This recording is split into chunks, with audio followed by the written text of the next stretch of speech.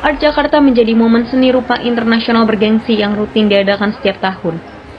Acara ini dikemas dengan sejumlah pembaruan, dimulai dari manajemen baru, logo baru, hingga venue acara yang lebih besar dan bertaraf internasional lengkap dengan visi misi terbarunya. Hal ini merupakan wujud langkah awal yang dilakukan tim manajemen Art Jakarta, sehingga mampu menjadikan kota Jakarta sebagai salah satu pusat acara seni rupa kontemporer di Asia.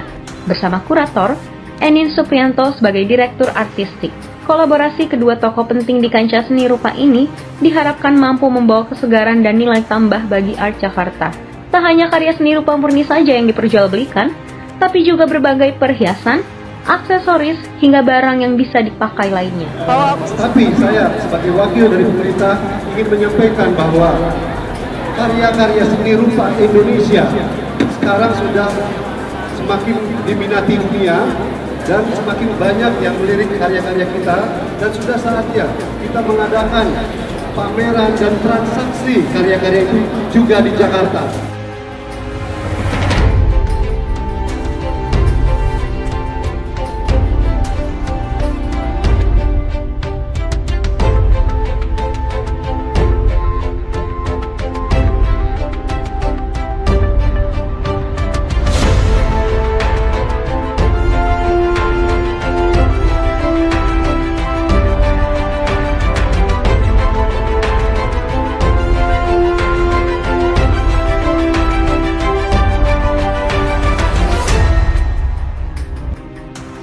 Gubernur DKI Jakarta, Anies Baswedan, menginginkan eksistensi Jakarta sebagai pusat kegiatan kesenian Indonesia harus diperhitungkan di kancah internasional. Hal itu karena Jakarta bukan hanya menjadi ibu kota di Republik Indonesia saja, akan tetapi sudah menjadi ibu kota di ASEAN. Bahkan Jakarta ini bukan hanya kota pusat kegiatan perekonomian kegiatan pemerintah di Indonesia, tapi Jakarta adalah pusat kegiatan kesenian Indonesia, dan lebih penting lagi, Jakarta harus diperhitungkan di dalam kancah internasional. Tampaknya sendiri kalau artnya itu memang ditebelin dari Jakartanya itunya kan.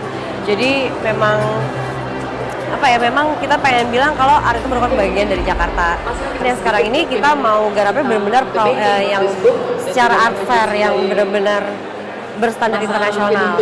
Kalau aku sih sebenarnya kalau misalnya masalah seni kan sekarang nggak yang orang itu benar-benar harus ngelihat yang kayak bagus banget gitu. Tapi seni itu sekarang kan ada banyak banget tuh gitu. Apalagi kalau misalnya ini kan termasuk seni rupa gitu kan.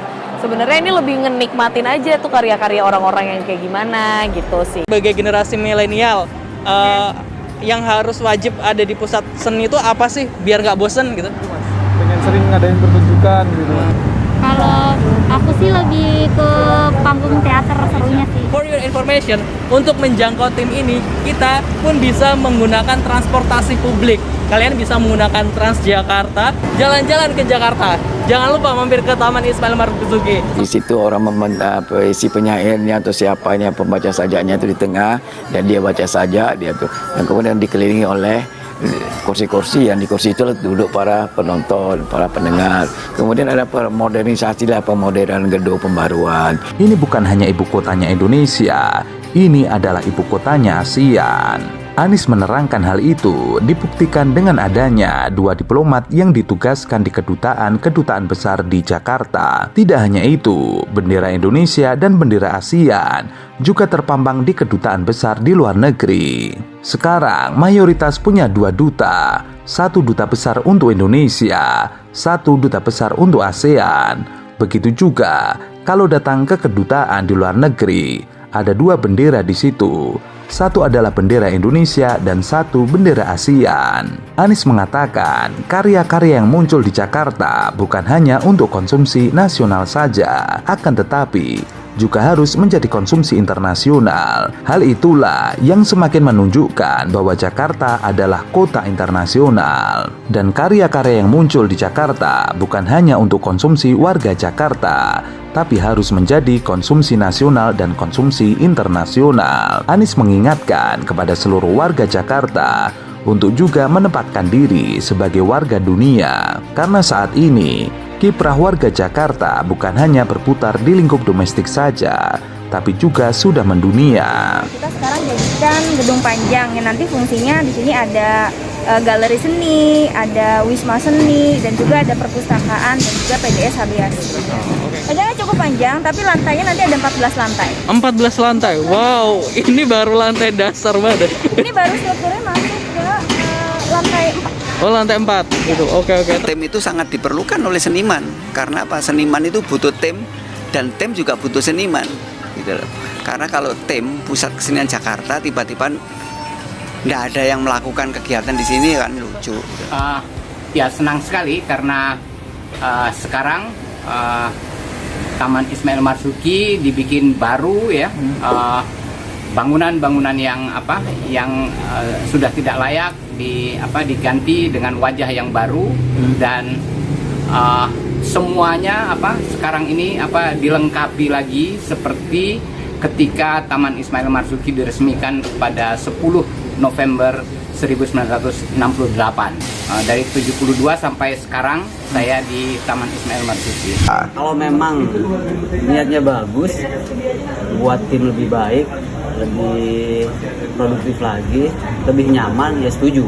Tapi jadi tergantung dari niat untuk revitalisasi sendiri. Menurut saya sih sebenarnya kalau untuk ini sih untuk dibagusin setuju sih.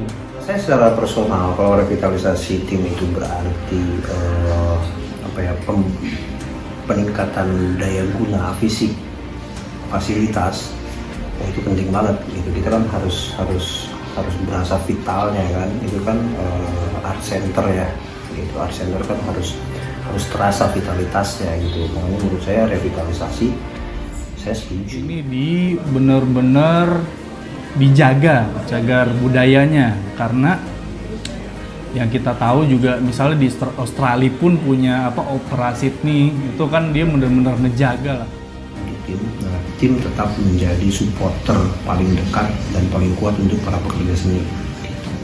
Dan jangan sampai dimanfaatkan kepentingan yang tidak bisa dipertanggungjawabkan oleh pihak-pihak yang memang ingin memanfaatkan. Jadi, ruang berkiprahnya bukan hanya untuk skup lokal dan domestik, tapi berkiprahnya skup global. Satu sisi atau BUMD, dua-duanya bukan untuk mencari keuntungan, tapi dua-duanya memainkan peran pembangunan. Kami di DKI punya perusahaan-perusahaan pelayanan masyarakat yang tidak berorientasi cari keuntungan, misalnya PT Transjakarta, cari untung? Tidak. PT MRT, cari untung? Tidak. PT LRT, cari untung? Tidak.